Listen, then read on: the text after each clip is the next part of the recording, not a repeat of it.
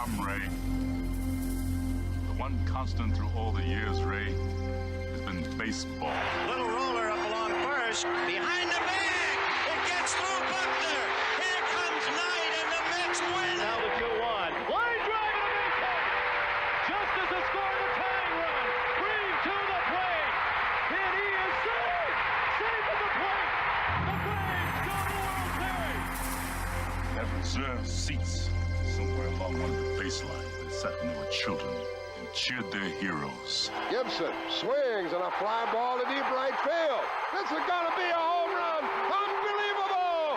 A 3-run home run for Bucky Tenn. The Yankees now lead it by a score of 3-2. Ladies and gentlemen, Mazeroski has hit a 1-0 pitch over the left field fence at Ford Field to win the 1960 World Series. They'll arrive at your door as innocent as children, longing for the past. The Pope arrived at Yankee Stadium. As one enthusiastic announcer put it, he is standing on second base. Reggie Jackson. Long drive right field. It is goodbye. Big World Series for Reggie Jackson. The Blue Jays are World Series champions as Joe Carter hits a 3-run home run. Back and throws. There's a left back. It's going to be, I believe, the Giants from the pennant. The Giants from the pennant. The Giants from the pennant. The 0-1 pitch. A liner off Nagy's glove into center field. The Florida Marlins have won the World Series.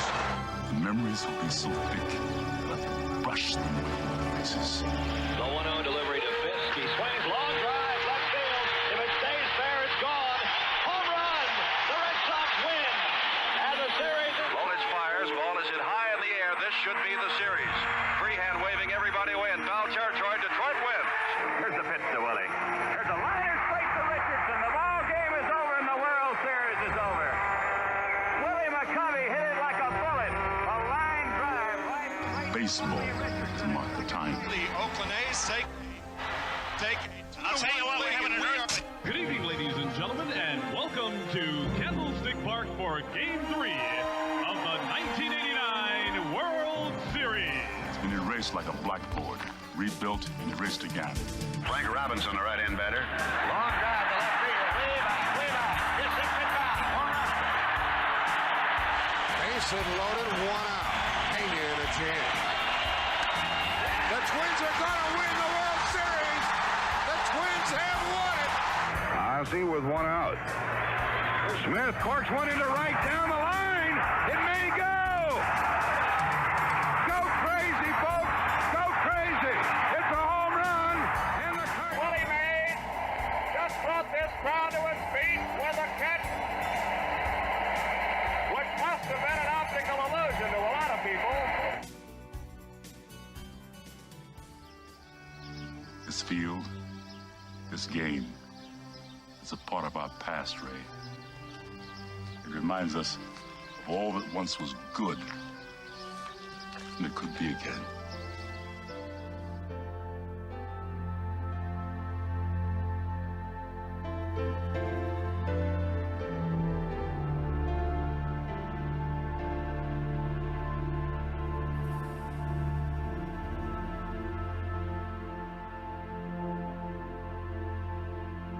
Broadcasted live.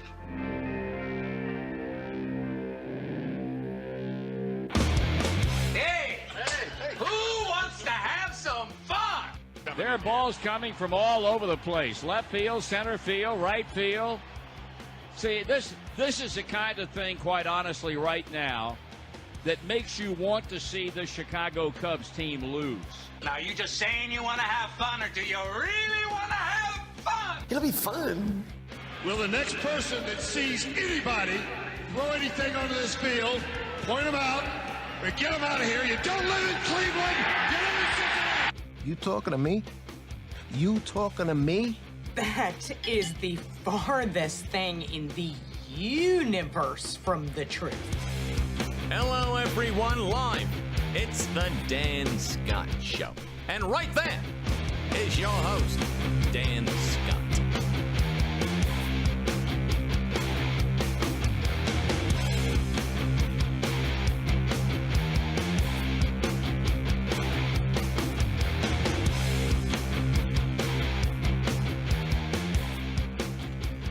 All right, good morning, all, and welcome to the Friday edition of the show. I'm Dan Scott. That is Forrest Stulting. Happy, as always, to have you here with us on a nice day here in the upstate of South Carolina. And one day before round 2 of the FCS playoffs gets underway, with Furman traveling just up I-85 to take on Wofford as they try for the second straight week in playoff action to redeem an early season loss in FCS play. How are you, sir? Doing well, Dan. How about yourself? Good. It's going to be a good day. Going to have a big night tonight out at the Haywood Mall. We'll be talking about that coming up here in just a little bit. And then, of course, the big show tomorrow. And actually, we have two big events, and it's just a shame that the schedule couldn't work out for the basketball timing to be changed, because as basketball is going on beginning at 4 o'clock here, football will have kicked off at 2 p.m. up at Wofford. So we know loyalties are going to be split a little bit, but Bob Ritchie himself said the other day that, hey, we got a lot of home basketball remaining to be played. No doubt. And he understands if people support the football team. They tried to change the schedule timing. For whatever reason, it didn't work out. So you are going to have that conflict. But nevertheless, big day with Furman and Tennessee Tech here. Basketball eyes at 4. But the marquee attraction, most of the eyes are going to be up in Spartanburg as round 2, Furman and Wofford, kicks off at 2 p.m. It's going to be a great game, Dan. Looking forward to the showdown. It's going to be two heavyweight contenders, essentially. And so whoever comes out with the least amount of hits to the gut, I think is going to win this one. Yeah, that's one way to look at it. So we got a good show lined up for you today. Unfortunately, that will not include Mark Hauser, the play-by-play voice of the Wofford Terriers. Mark unable to be with us because of scheduling conflicts. But in his stead, Scott Keeler is going to make his way in here a little bit earlier than normal. We told you yesterday he'll be here to talk about the 3 upstate teams who are competing in state championship football games this weekend. But Scott also does this little thing called the Furman Sports Report, where he covers Furman athletics as a beat writer on his own website. And he'll be here to help us talk a little Furman Wofford as well. It's going to be great to hear what his take on the game coming up tomorrow. I know he's going to have a lot of good and valid points to be made, and it's maybe some cool nuggets to share with us as well. Yeah, and as we go on through the course of the day, I know Forrest has some things for us. We've got some more football picks to do. Oh, yes. But one of the things I want to try to spend a little time on, and maybe when Scott gets here we can carve out a couple of minutes for it. But John Curry, the athletic director at Tennessee, has come under an extreme amount of fire over this. As he should. This whole coaching situation. Yeah, it's been starting with the firing of Butch Jones and then the apparent hiring of Greg Schiano and the firestorm that caused, and everything that's happened, and the number of coaches that have turned him down.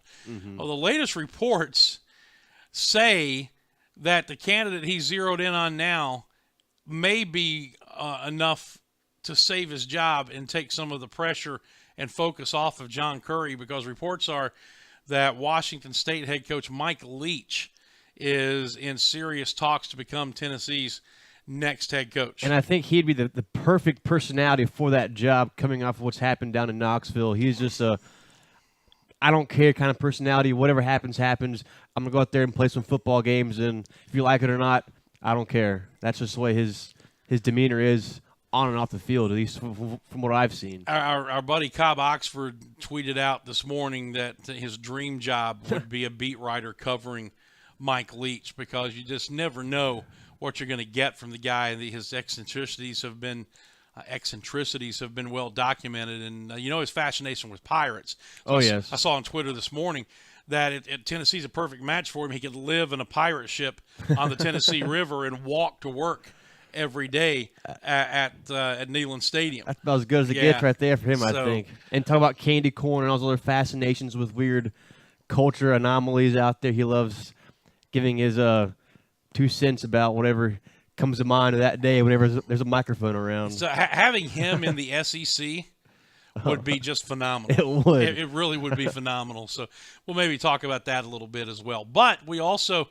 have to do what we have set as our mission at the beginning of each show, and that is to talk about what's going on here on campus and give our on-campus programs some attention they do not get anywhere else, and then also our trivia question here early in the program. So what do we got going today? Last night, the women's basketball program, they took a tough loss to the University of Georgia down in Athens, 79-44. Their next game will be this Sunday. They'll travel down to Spartanburg to face USC Upstate for a 2 o'clock matchup. As Dan mentioned, the men's basketball team will host Tennessee Tech at 4 o'clock at Timmons Arena. And the football team will battle the Wofford Terriers at 2 o'clock on Saturday afternoon at Gibbs Stadium. So come out and support your Paladins whenever and wherever you can. It's very important to do that. All right, sounds good. What do we have in the way of trivia today? All right, the trivia question, we're going to stick with the theme of Paladin football playoff history. The question is, who was Furman's first playoff victory against? What year was it? And what was the score? Okay. So a trifecta of questions today. Who was the first playoff victory over? Who was it? What year? What was the score? Yep. Okay. Good stuff. We'll give you an opportunity to mull that over, and you can leave your answer in the Facebook Live comments section or hit them up on Twitter at Dan Scott Show, and we'll look forward to checking those out at the end of the program. Also want to remind you, and we'll do this again before we get out of here, but tonight is the tree lighting ceremony at the Haywood Mall, and Furman's athletic department through IMG is one of the main sponsors of this program. And in conjunction with that, we are going to be on site out there from 4 until 9 o'clock. And starting at roughly 5:30 p.m., we're going to begin a Facebook Live broadcast that'll go until shortly after 8 p.m., and which will also include being on the radio from 6 to 7 p.m. on Fox Sports 1440. And you want to meet, talk to, and hear from Furman coaches? Well, this is the place to do it.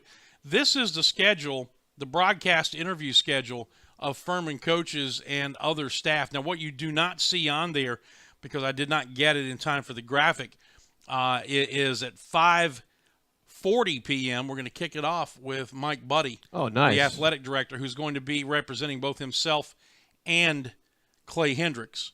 And then at 5:40 p.m., a couple of members of the women's lacrosse team, Sophie Brennan and Maggie Friel, are going to be with us. Rachel Witten could not be here, the head coach, so she's sending 2 of her captains. But there you see the rest of the schedule, beginning with Andrew Burt, 6 p.m. and running all the way through 8 p.m. with Bob Ritchie. So we are going to be every 10 minutes plugging in another coach and talking about all the programs. And you can come out to it's going to be at the parking lot at the main entrance of the mall that is closest to Macy's. So that's where the tree lighting ceremony is going to be. We'll be in the parking lot under a tent out there. So come on by and see us today. Visit with all of these coaches as they make their way through the interview gauntlet. Let's celebrate a big night of Furman athletic department stuff at the tree lighting ceremony tonight. It's going to be a lot of fun getting to talk to all those great coaches. So come out and get a first-hand look, folks. Looking forward to it. I mean, you look at that. I think there are only 3 of our head coaches who are missing off of that list. Yeah, it's not bad. It's a pretty complete list. And Dwight Covington. Yeah, it's a good list, and Dwight Covington, exactly. But all 3 of the coaches who can't be there are all involved in other things, either recruiting or this Hendricks guy has a little football game he's dealing with. I'm not sure why he's not going to be there. Yeah, he'll already be in Spartanburg. Yeah. So it all starts broadcast-wise somewhere around 5:30 on Facebook Live on Furman's Facebook page. Just search Furman Athletics. All right, when we come back, we'll talk more Furman Wofford and get into some of that. Plus, we've got college football picks to get to and much, much more. But as always, a word about Atlanta Bread Company, located in Cherrydale Plaza. I was in there for breakfast this morning, and they've just about got the new register system figured out. I was laughing with Jeff Massey and his wife, Amber, this morning, that you like me, you become a creature of habit after a while. It's like where this iPad is and where everything is located in this little program that I have. I really don't have to think about, I know what row the music is in. I know where the show open is. I know this, and this. Well, if that were to get changed, then I had to start thinking about it instead of just reacting and doing, So I found my next job, sounds like. Exactly. Just switch it up on you. Last job. So I was, giving them a good-natured hard time today about, old people and electronics and how it's terrible when you have to start thinking about something. Bottom line is, though, that you don't have to think about how good the menu is, how good the food is. It is fantastic. People are great, and the new system's working just fine. Thank you very much. It's the Atlanta Bread Company. They're at Cherrydale Plaza, right down the road from campus here. Tell them you heard about them on the show. Thank them for being our title sponsor, and visit them as often as you possibly can. We will go to break. You'll hear more about them in this commercial set coming up, and then we'll come back and start talking some more college football here on the Friday edition of the Dan Scott Show. Don't go away. Looking for a good lunch spot in the Travelers Rest area? The Cafe at Williams Hardware is your place. Williams Hardware has food for the whole family, from the famous Reuben to the barbecue chicken quesadilla and their daily lunch specials, which includes the award-winning BLT unpimento cheese with pepper jelly, served Tuesday to Thursday. Williams Hardware also serves breakfast on Saturdays from 8 to 11, perfect before Furman home game. And don't forget the gift shop, which offers items for anyone on your list. Go see your friends at the Cafe at Williams Hardware, 13 South Main Street in downtown TR. Full menu and operating hours at the Cafe at WilliamsHardware.com. So you've got a busted phone or tablet screen. Time to get a new device? Nope. Time to give it CPR. CPR Cell Phone Repair at Cherrydale can repair almost any phone or tablet screen on the market and usually can do it same day. In fact, if you have an iPhone, the fix usually takes less than an hour. CPR Cell Phone Repair also can fix computers and gaming systems, both screens and hard drives. And they sell refurbished devices and new accessories. Stop by and see the new owner, Janet Culver, today, and check them out on Facebook. That's CPR Cell Phone Repair at Cherrydale, 864-282-9097. Give it CPR today. Hey Furman fans, it's baseball season. Here at Ingalls, we know that as you root for the home team, sometimes you want more than just peanuts and Cracker Jack. And while we do deliver on your favorite ballpark classics, we're proud to offer a packed lineup of everything you need to make your next meal a home run. Ingalls, a proud sponsor of Furman Baseball and the official grocery store of Furman Athletics. Go Dins! The Atlanta Bread Company at Cherrydale Point offers a dining experience that will have you coming back for more time and time again. Everything is freshly made on site, including the different varieties of bread and all the baked goodies. And the menu, Atlanta Bread Company offers a wide variety from hot soups and chili to hot and cold sandwiches and paninis. Even breakfast selections topped off with your choice of piping hot coffees. Come see for yourself. You'll love it. The Atlanta Bread Company at Cherrydale Point, proud sponsors of the Furman Paladins and the Dan Scott Show.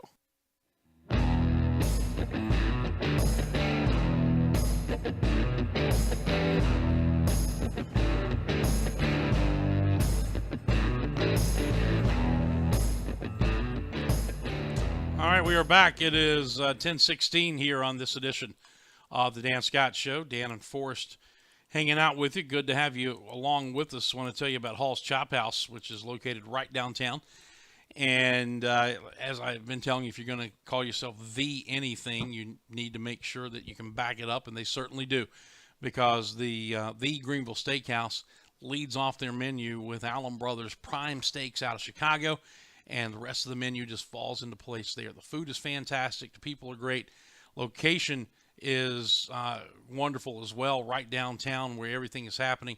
A lot of good views. And if it comes to, Christmas time is here, Christmas parties, corporate gatherings, whatever your needs are, they have plenty of meeting space for you. So all you have to do is give them a call, check it out, and they'll be happy to give you all that information. Open for dinner 7 nights a week, open for brunch on Sundays, live music all the time. It's Hall's Chop House, the Greenville Steakhouse. Be sure to tell them that you heard about them here on the show. Let's talk a little Furman Wofford. Well, first of all, let's look at the full playoff bracket. Let's do it. For this round 2 of the playoffs. And there you see the matchup starting on the upper left-hand side. James Madison, the number 1 seed, will be entertaining Stony Brook. which pounded Lehigh. Southern Utah and Weber State. The bottom half of that bracket, South Dakota State and Northern Iowa, and then Central Arkansas and New Hampshire. Over on the right-hand side at the top, Jacksonville State and Kennesaw State, and then Sam Houston State and South Dakota. Of course, Wofford and Furman and North Dakota State, San Diego. So the Wofford-Furman winner takes on the San Diego and North Dakota State winner, and if San Diego were to win that game, that would be an upset very close to the U.S. hockey team over the Russians in 1980. Not quite, but it would be very close. I'd say the impact, maybe not the nationwide impact, but the quality of the two teams would be equal for sure. Well, we got some breaking news here. Apparently, is it Ole Miss? No. Oh. No, apparently the idea of hiring Mike Leach, not enough to save the job of athletic director John Currie. Just had a flash from a TV station in the Knoxville area that said Tennessee has decided to part ways with John Currie. So we'll keep an eye on that and see if more information is forthcoming there. So that, I mean, literally, that just came across as we were talking about the bracket here in the FCS. That's just unbelievable. Yeah, I haven't seen anything on CBS or ESPN or SI.com yet, but I'm sure that is going to be some monumental news heading forward. And I can't say I'm surprised about the firing of the athletic director, because obviously when you let your fans control who you're going to hire that much and not go about it through the correct channels, bad things will happen. Yeah, and it's an ESPN update, and it's crediting WVLT TV in Tennessee, and says they'll part ways with Currie, who's only been on the job for 8 months. Wow. So it was a tenure fraught with disappointment, a very short tenure fraught with disappointment. So more details as that becomes available, but John Currie, according to that report, out as the athletic director at Tennessee, which makes you wonder now what happens with the Mike Leach potential hiring. Yeah, and I think this can go a number of different ways. They can either continue on with what the board trustees and all the people that are on the committee looking for the new head coach will go with, or they can go in a completely different direction with the new AD. But I think at this point, their main goal is to hire a football coach before they hire a full-time AD, would be my guess. Which is odd, because then you're sticking an athletic director with a coach that he may not want or may not have hired. Normally in a situation like this, the hierarchy would be get the AD hired first and let him hire the football coach. The problem you have is recruiting, the early signing day that begins this year in December, and all the other issues. They may have to do it backwards. And then at the same time, if you're a football coach, do you want to go to work for a school and commit when you don't know who your direct superior is going to be? Mm-hmm. And you don't have a chance to kind of gauge what that relationship is going to look like in the interview process. That's a big factor for sure. But I would say with the school like Tennessee, their head football coach would be close, if not on the same level as the AD. Would you not agree with that? No. I mean, the athletic director would be the boss of the athletic department. But it's just interesting that they would make this move now. And maybe they just lost all faith in John Currie to be able to get the right guy and make the right decision in there. No, I completely agree with that. So, I mean, what it does on the surface is just make this circus look like even more of a circus, quite honestly. What happens long term will depend, of course, on who they get and how those positions are filled and what those job performances look like moving down the road. But right now, I mean, to call Tennessee a dumpster fire, I think, would be to give dumpster fires a bad name. Mm-hmm. No, I think, I agree with that. And I think right now that the Tennessee football head coach is going to be right now a more important role to fill than the AD, just because of how much more of an impact the football coach will have than specifically the AD on the football field. I think, obviously the AD is the boss, but I think that the head football coach of Tennessee is going to be able to pull a little more strings and most football coaches out there, with even being superior to an AD director. Yeah. And you know, who was it on the board on the comments section here who made the comment? I think it may have been Drew or who? Oh, actually, SoCon John said that no coach is taking the job because of the way Curry handled the Greg Schiano situation, hiring him with the memorandum of understanding, them backing away from that, and may be on the hook for millions of dollars because they actually signed that piece of paper. Yeah. And that could just be lack of institutional control within the AD's on the AD's part, because he has to know the proper channels to go through in signing the right papers and who to go to first, and not to jump over any hurdles that he needs to jump through, essentially. So, but well, anyway, I like everyone else, I'll be interested to see what happens. But John Curry, according to the reports, is now out as the athletic director at Tennessee after just 8 months on the job and presiding over just a fiasco, a debacle of monumental proportions when it comes to hiring a new football coach for the Volunteers program. Anyway, so we interrupted the bracket to talk about that. So there you see the FCS round 2 matchups and what lies ahead for each team in a third round if they're able to advance. Strictly from a Furman standpoint, a couple of things I want to bring up. First of all, didn't update this last week, and I apologize, but this is the latest full update on Furman's points and rushing yards comparison to the previous 4 seasons. And remember, we began to do this back in about week 6, and how quickly Furman was able to overtake years 2016, 15, and 14 before the regular season was up in both of those categories. Well, this is what it looks like after 12 games now. 414 points scored, 2,884 rushing yards. The 2 seasons closest comparison to that will be 14 and 13. 2014 was a 12-game season. 2013 was a 14-game season because of 12 regular season games, 2 playoff games. So you look at the numbers and just dwarfing 2014 through the exact same number of games, and well ahead of 2013 in 2 fewer games and running the football and scoring points. Highest scoring offense in the Southern Conference. It's been a nice turnaround from the last 3 seasons. No, it's been great to watch. I mean, it's been a fun offensive squad.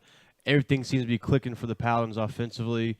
A little bit of a lull the past couple of weeks, but I think still you have that ability to make the big plays and really keep the defense on the heels throughout the entire game, even if we're not scoring on every possession or maybe gaining 70, 80 yards every drive, but we still have the ability to keep them on their heels and keep the offense unpredictable. And you know, you say a lull over the last couple of weeks as to what we have been accustomed to. Sure.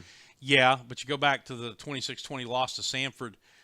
We struggled, quote unquote, running the football. Still ran for, I think, 182 yards, and then ran for over 200 yards. I think last week. A third of that came on one run, though. You got to remember that. But they came. No, sure, absolutely. So, and that's what we've been making our bread and butter on is those big plays. Yep. So in any event, that's a look at those numbers and how this season continues to stack up over the last 4 full seasons, including the last playoff season of 2013.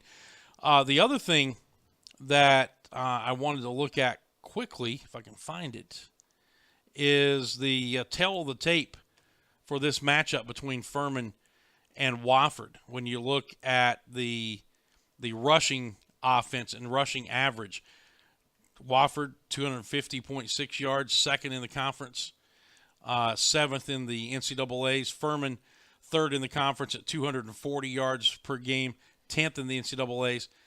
Passing offense, of course, Furman's going to have a big advantage there, 4th in the league versus 8th in the league. Total offense numbers, Furman is 2nd in the conference, 22nd in the nation. Wofford 5th and 66th. And you can right down the line, scoring offense, rushing defense. Both of these teams have been very good against the run. Furman gives up more passing yardage. Total defense, Furman gives up about 60 more yards per game than Wofford does there, and everything all the way down to sacks and sacks allowed. And Furman, I think now with 37 sacks on the season. Is that right, or is it 36? 36? I believe. Can't recall right off my hand, but I'll check that right now for you. But and has only allowed 6 all season long. Two teams that dominate time of possession, second and third in the league. It's really, it was a 1-point game the first time these two teams met, of course, back at the beginning of the season. And you look at the numbers after 12 games, and it's a relatively even matchup on the stat sheet as well. Absolutely. We have had 34 sacks on the year.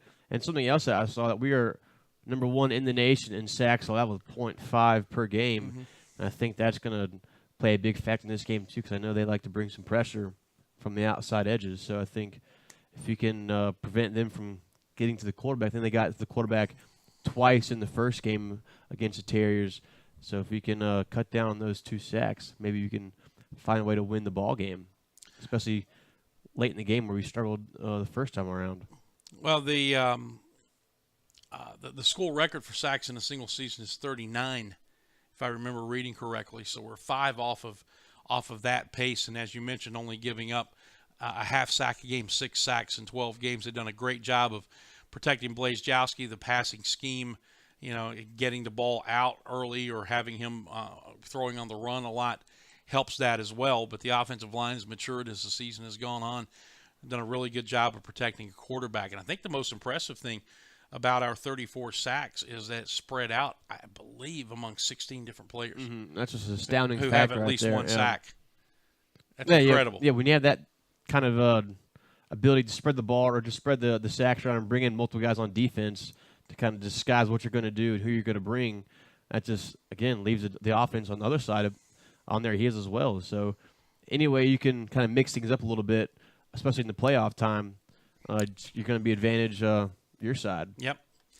All right, let's take a break. When we come back, Scott Keeler should be close to being in the house. He can lend us an ear and a voice on Furman, Wofford, plus much more. And we'll get him maybe even involved in our football picks as well.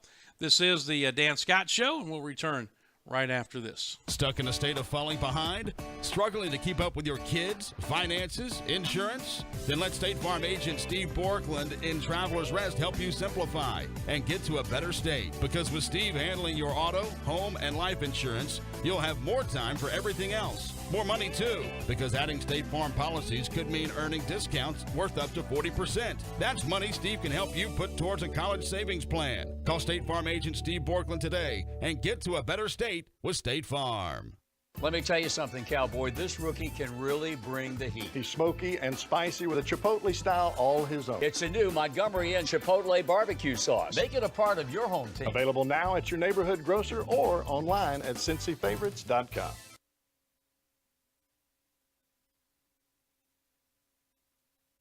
Looking for a good lunch spot in the Travelers Rest area? The Cafe at Williams Hardware is your place. Williams Hardware has food for the whole family, from the famous Reuben to the barbecue chicken quesadilla and their daily lunch specials, which includes the award-winning BLT unpimmented cheese with pepper jelly, served Tuesday to Thursday. Williams Hardware also serves breakfast on Saturdays from 8 to 11, perfect before Furman home game. And don't forget their gift shop, which offers items for anyone on your list. Go see your friends at the Cafe at Williams Hardware, 13 South Main Street in downtown TR. Full menu and operating hours at the Cafe at WilliamsHardware.com. So you've got a busted phone or tablet screen. Time to get a new device? Nope. Time to give it CPR. CPR Cell Phone Repair at Cherrydale can repair almost any phone or tablet screen on the market and usually can do it same day. In fact, if you have an iPhone, the fix usually takes less than an hour. CPR Cell Phone Repair also can fix computers and gaming systems, both screens and hard drives. And they sell refurbished devices and new accessories. Stop by and see the new owner, Janet Culver, today and check them out on Facebook. That's CPR Cell Phone Repair at Cherrydale, 864-282-9097. Give it CPR today.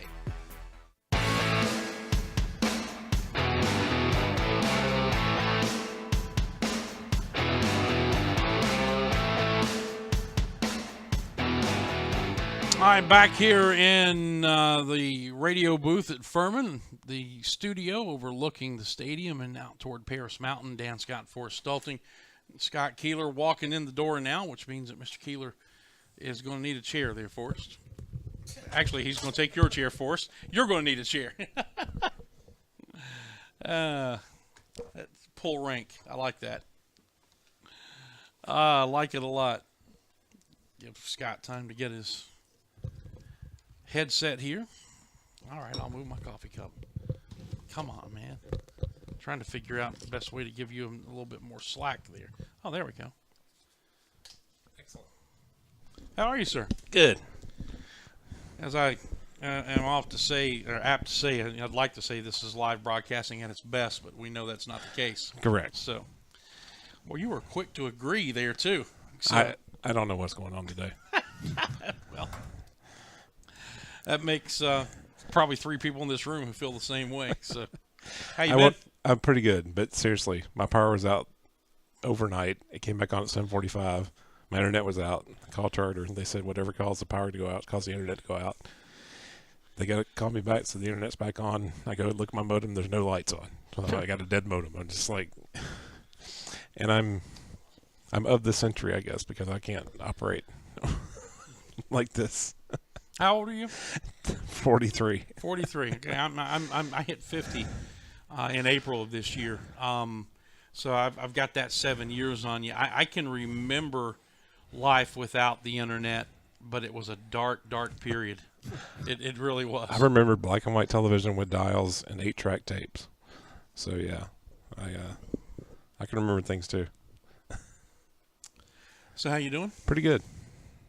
So we got all that stuff out of the way now. That was my excuse for today. But possibly being the worst appearance ever. Well, what's tomorrow's excuse going to be? We're talking Furman and Wofford, which we're going to give you a chance to kind of double dip a little bit today, right? With that and some high school stuff as well. But we were looking just a moment ago at first of all this graphic where we stand after 12 games, points scored and rushing yardage against the previous 4 seasons. 2014 was a 12-game season, so like number of games there. 2013 was 14 games, right? Because of the 2 playoff games and the 12-game regular season, and just what they've been able to do to turn around these 2 aspects of the game has been phenomenal. And turning around the points scored is not a coincidence when you turn around the rushing yardage, right? And I think any longtime Furman fan, the excitement that was generated here when Clay Hendricks was hired was based on the fact that longtime Furman people have known nothing. If they know nothing outside of Furman, they're going to be able to run the ball, and that's not been the case the last 3 years. And it's kind of it might be a little stunning in the way that this came about so quickly, but I don't think anyone's really surprised. I mentioned when all the awards came out that Furman had a Jacobs Blocking Award winner, 2 first team all conference guys on the line, first team tight end as well, and Clay Hendricks' his first year, and that's not a coincidence. No, none of those things. So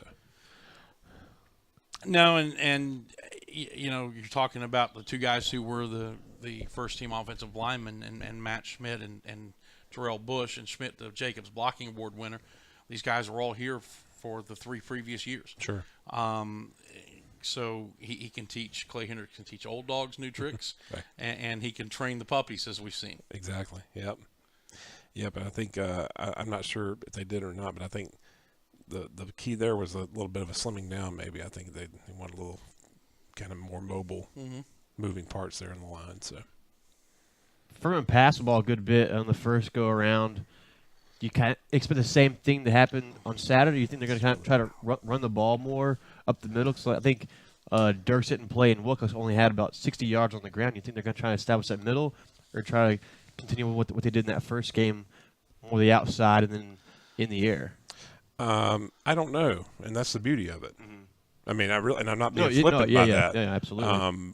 You really, I think, Furman will go back and look at a lot of things from the first game, since Wofford's primarily the same moving parts, unlike Furman, and just I don't know what to expect tomorrow, and that's going to be great. I know I expect a great game.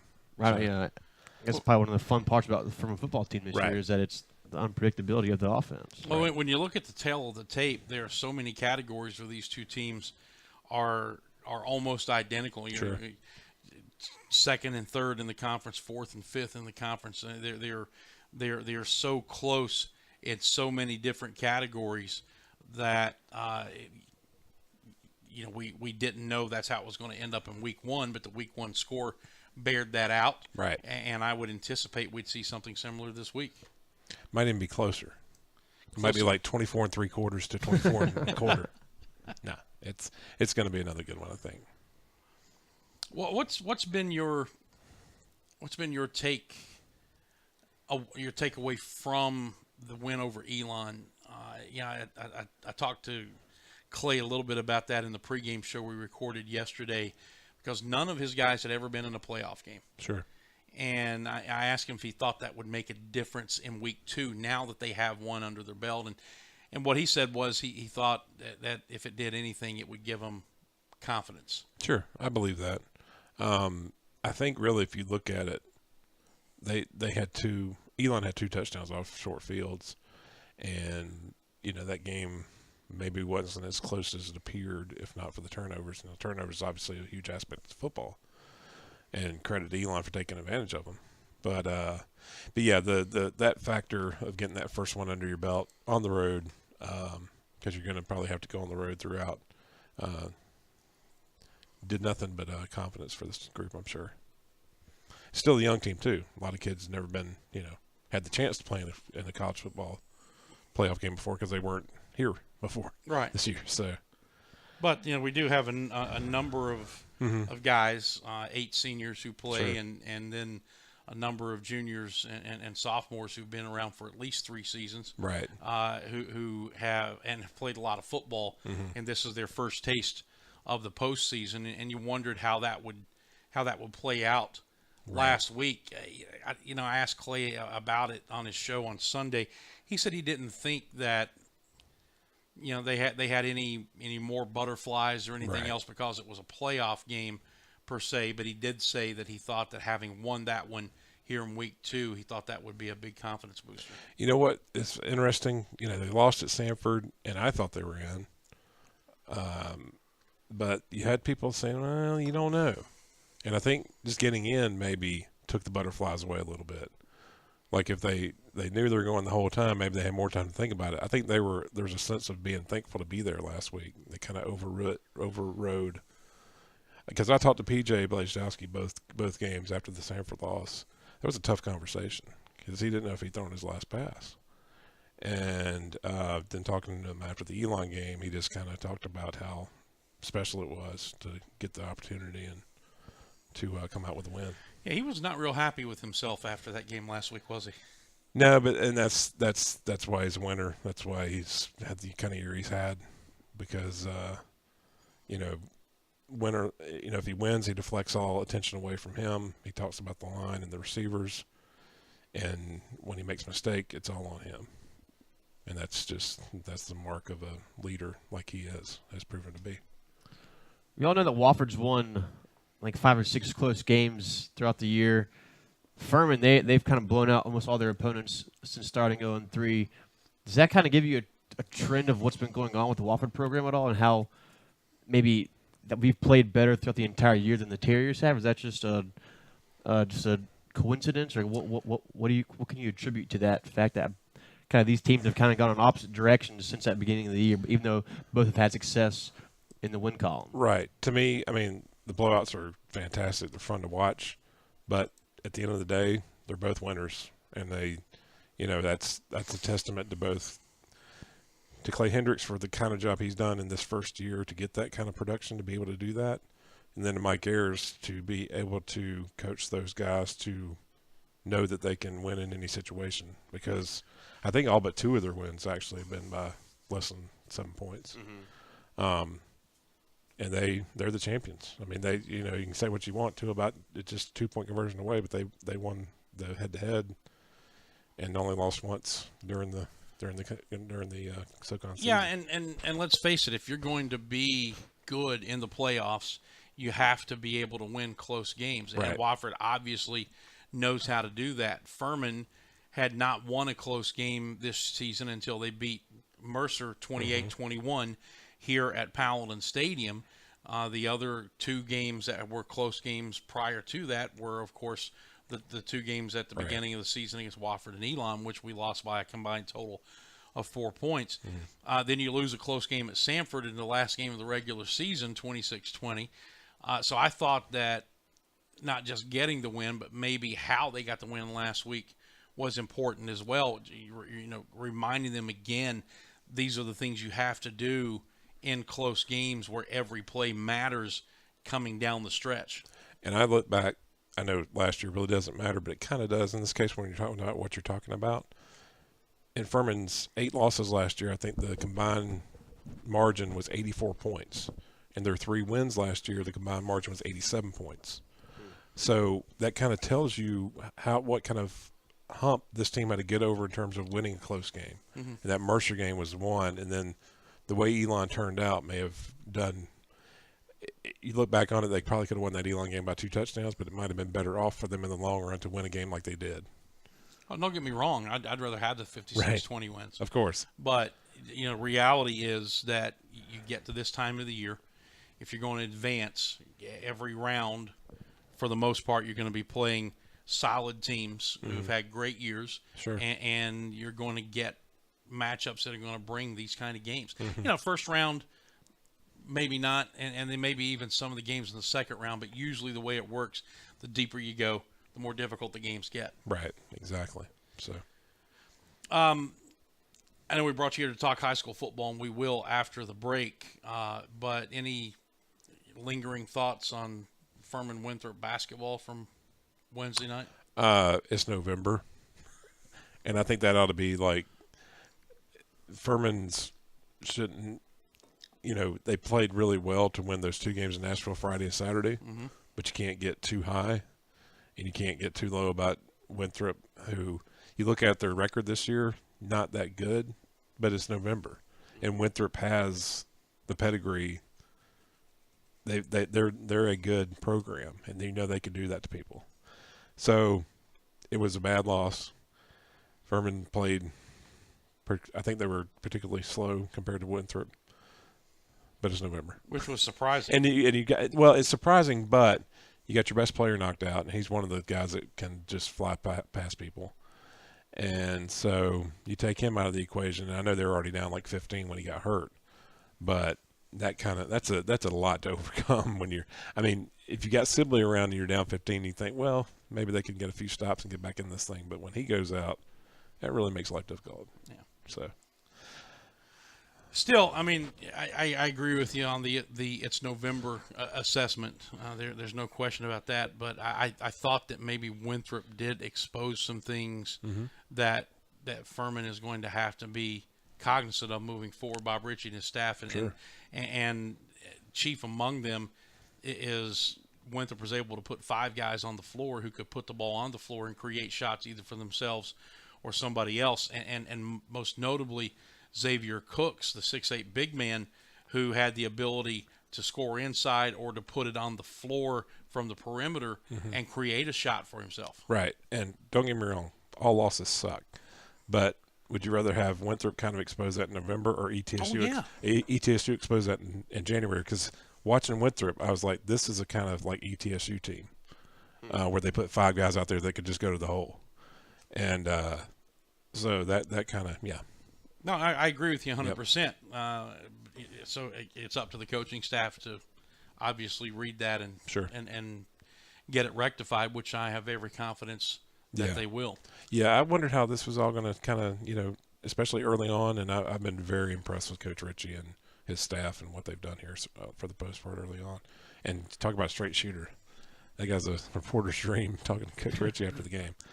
He lays it all out there. Says what's on his mind. Yes. All right. Fat pigs get slaughtered. That was a good line. I like that one. I like that one. All right, let's take a break. We will come back, and when we do, we'll talk some high school football championships, and we'll even get Scott involved in our college football picks. Oh, okay. I don't make picks. That's why I'm always right. Yeah, well, I like that.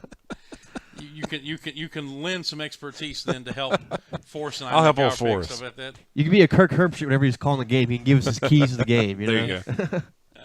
Back in a moment. Don't go away. Looking for a good lunch spot in the Travelers Rest area? The Cafe at Williams Hardware is your place. Williams Hardware has food for the whole family, from the famous Reuben to the barbecue chicken quesadilla and their daily lunch specials, which includes the award-winning BLT unpimmented cheese with pepper jelly, served Tuesday to Thursday.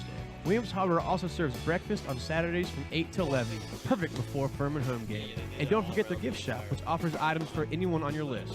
Go see your friends at the Cafe at Williams Hardware, 13 South Main Street in downtown TR. Full menu and operating hours at the Cafe at WilliamsHardware.com.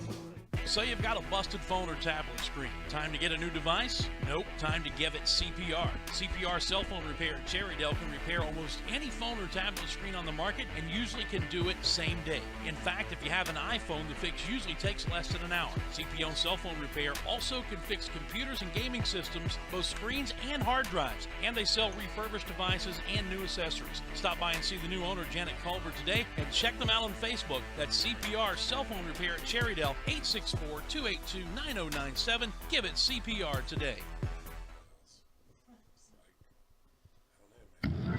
Hey Furman fans, it's baseball season. Here at Ingalls, we know that as you root for the home team, sometimes you want more than just peanuts and Cracker Jack. And while we do deliver on your favorite ballpark classics, we're proud to offer a packed lineup of everything you need to make your next meal a home run. Ingalls, a proud sponsor of Furman Baseball and the official grocery store of Furman Athletics. Go Dins!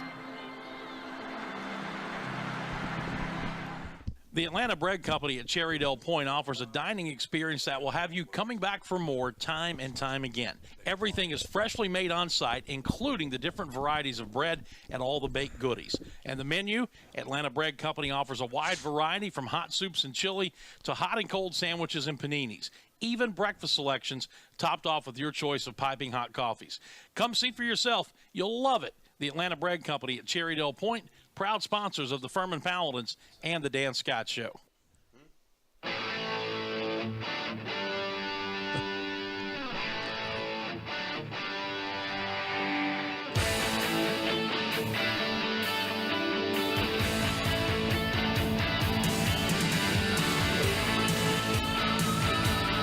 .10:50 and down the stretch we come. Final segment of the show, final segment of the week, which I know brings much happiness to several of you out there. But you got to put up with us for about 10 more minutes. Dan Scott, Forrest Stolting, Scott Keeler in the middle. And let's get to the high school stuff before we do the college picks. Sure. By the way, one other thing before we even get to the high school stuff.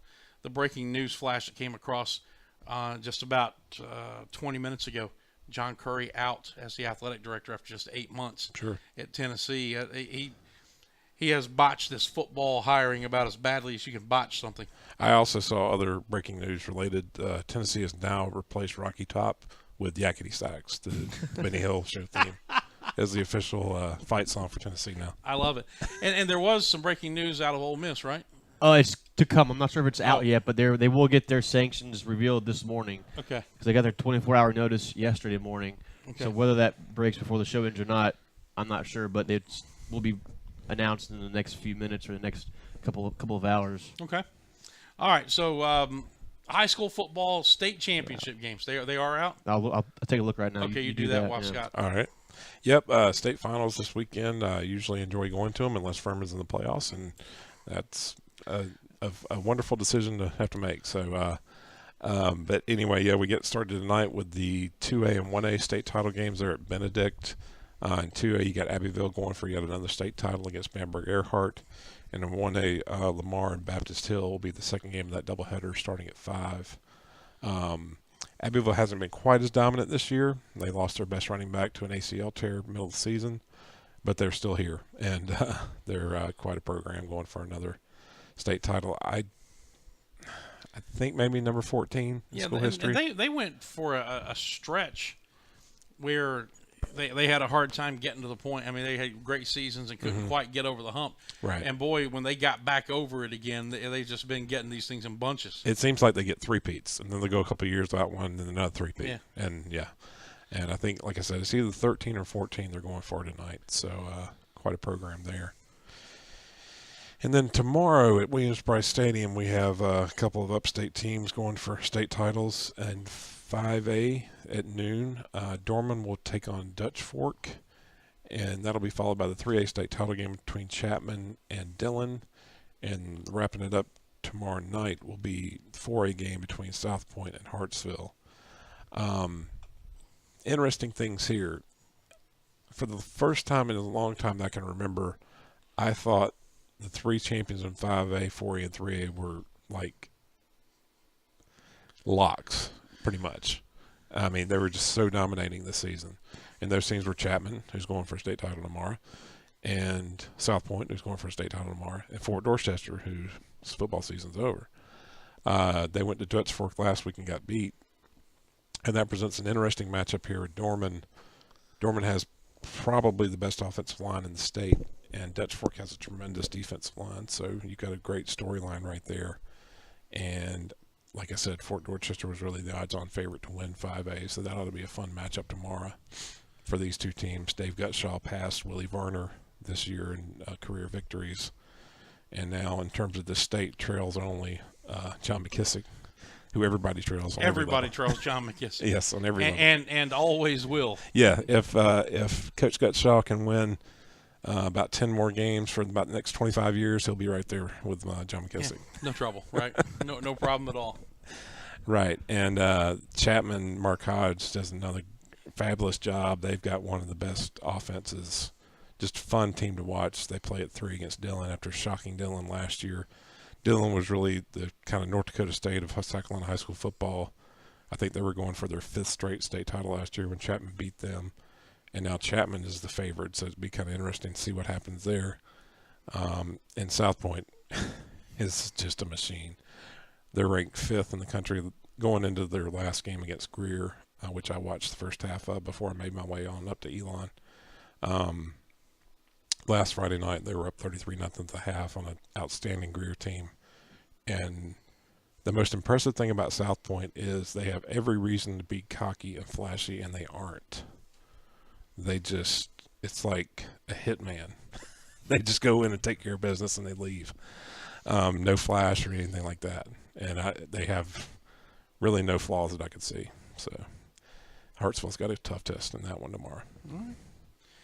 I'll be interested to hear some analysis after it's all said and done. But the final high school games of the season coming up, and state championship games this weekend. And they'll be on TV, by the way. The ones tomorrow at Williams-Brice will be on Channel 40 locally if anyone wants to check those out after. I mean, if you love football, you owe it to yourself just to watch South Point a little bit. So you can get home from Wofford tomorrow and before the ACC title game or whatever, just flip on 40 and check out South Point. All right. What's going on at Ole Miss? All right, well, so they got hit pretty hard. They cannot be in the postseason next year. In 2018? 18, yep. Okay. Next year. They lose 13 scholarships next year. They'll forfeit the SEC share for the postseason this year, which could be as much as $7.8 million. They have to disassociate themselves from the boosters who were part of all the allegations, and Hugh Freeze cannot be a head coach for the next year based on him failing to monitor his staff. So you've been hit with a one-year show cause? Yep.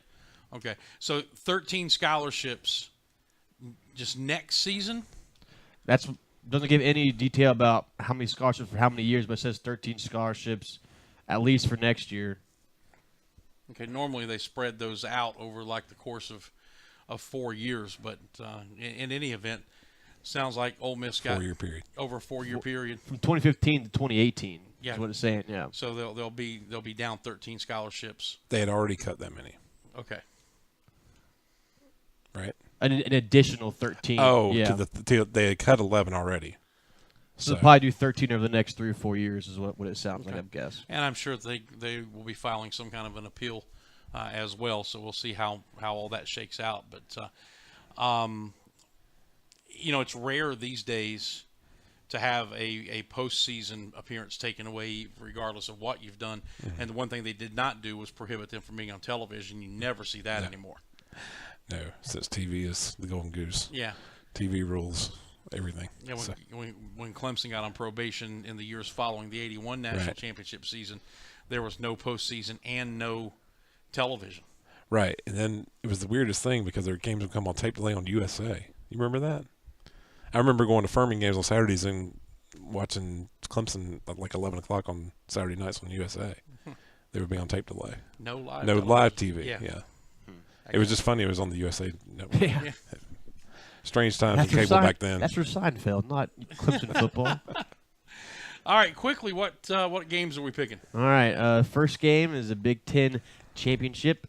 Number 8, Ohio State versus Wisconsin, a rematch of the 2014 Big Ten title game in which the Buckeyes routed Wisconsin 59-0. This year's squad looks very similar. Both have really good ground games with strong defenses and question marks at the quarterback position.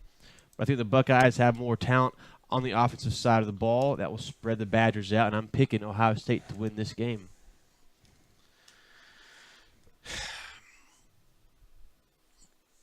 I really want to believe in Wisconsin, and among the two of us, I've been kind of believing in them all year. As you kept saying, well, they're going to lose here, they're going to lose here, and they didn't.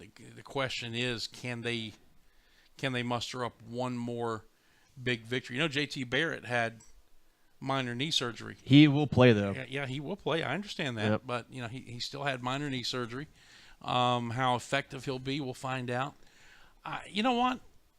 I've come this far with the glass slipper. Let's go all the way. Let's take Wisconsin to upset, and you know they're playing for that, to hold on to that position. Even though they're undefeated, they have the most tenuous grip, I think, of anybody in that that four for the playoff. So I'm going to take Wisconsin. Scott, any? It's Big Ten football. Who cares? Moving on. The only thing more boring than Big Ten football is Big Ten basketball. So true that. Game number 2, the SEC Championship. Number 6 Georgia versus number 2 Auburn. This matchup in Atlanta will be a lot closer than the one down in Auburn a few weeks back. Georgia's defense is much better than what we saw the first time around. And this time they will have the advantage. Kerryon Johnson, the great running back for Auburn, he sustained a shoulder injury last week against Alabama, and he will be limited this week down in Atlanta.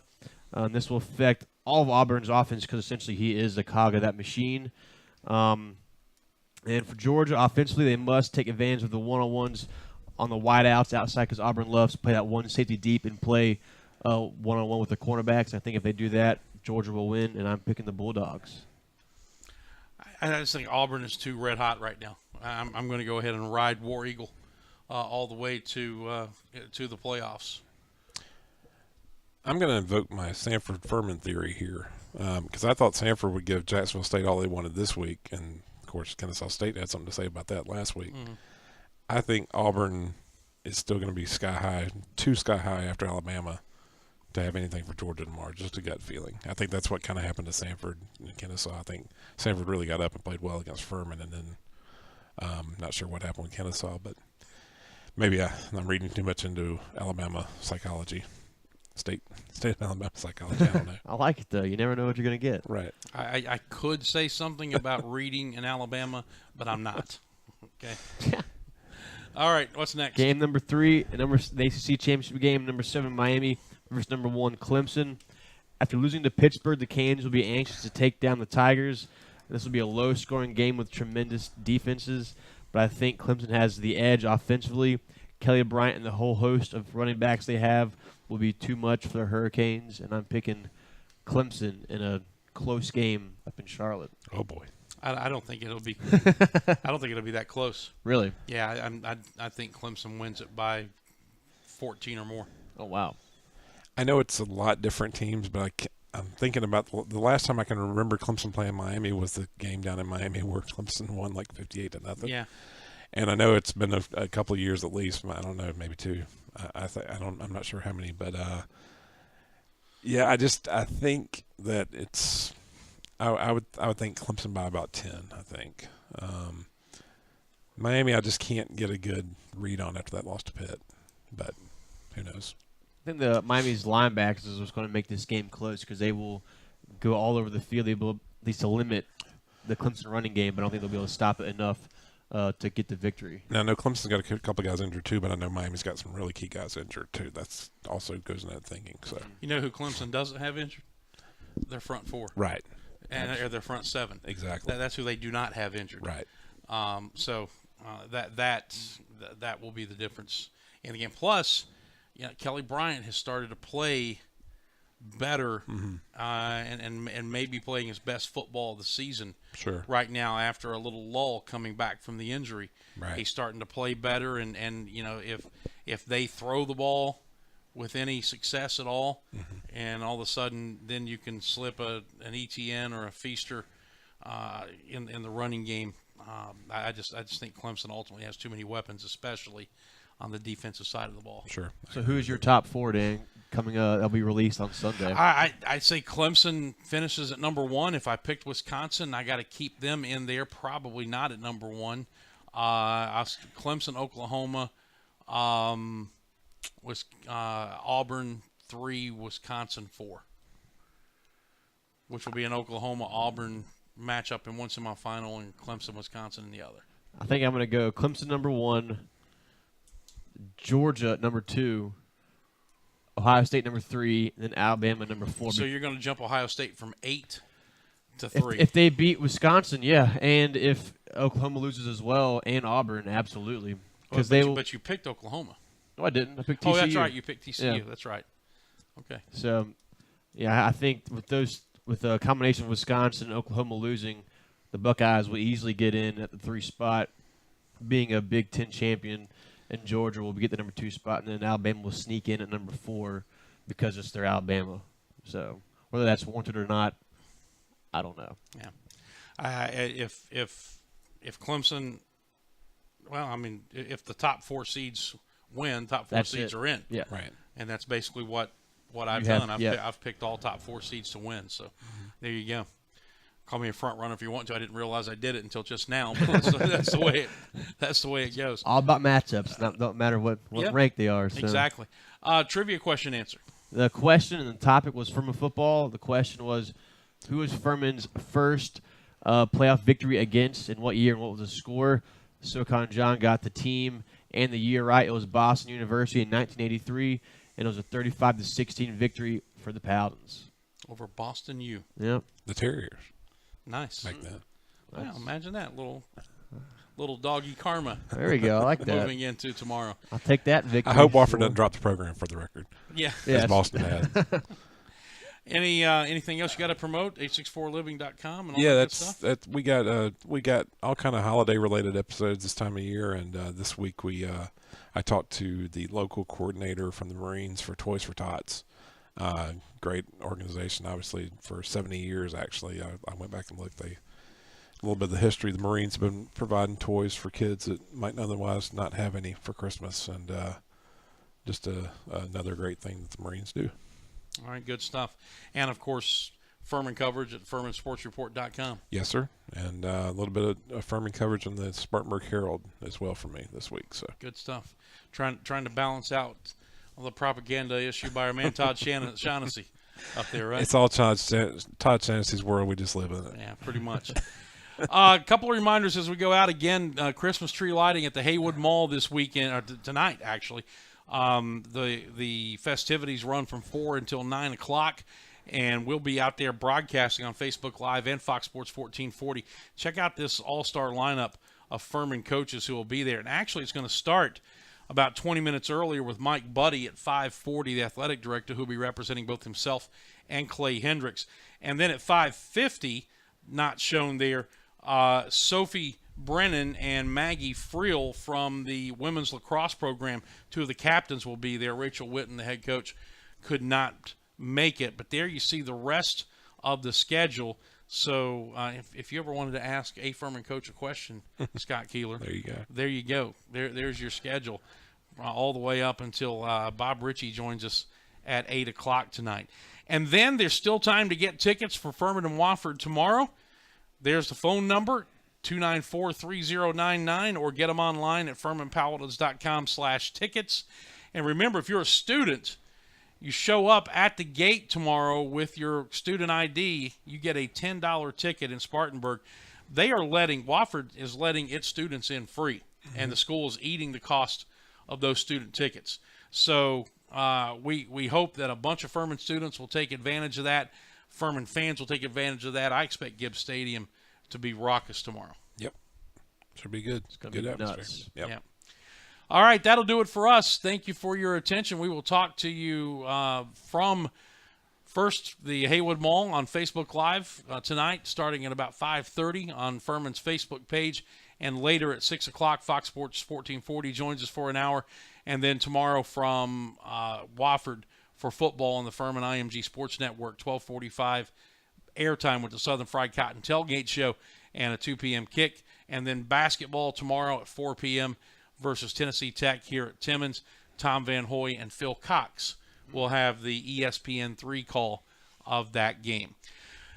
Until all of that is done, and then we come back here on Monday to recap it all, I'm Dan Scott, thanking you for joining us. You guys have a great weekend, and we will talk to you on Monday. For Forrest and Scott, I'm Dan. God bless you, and so long, everybody.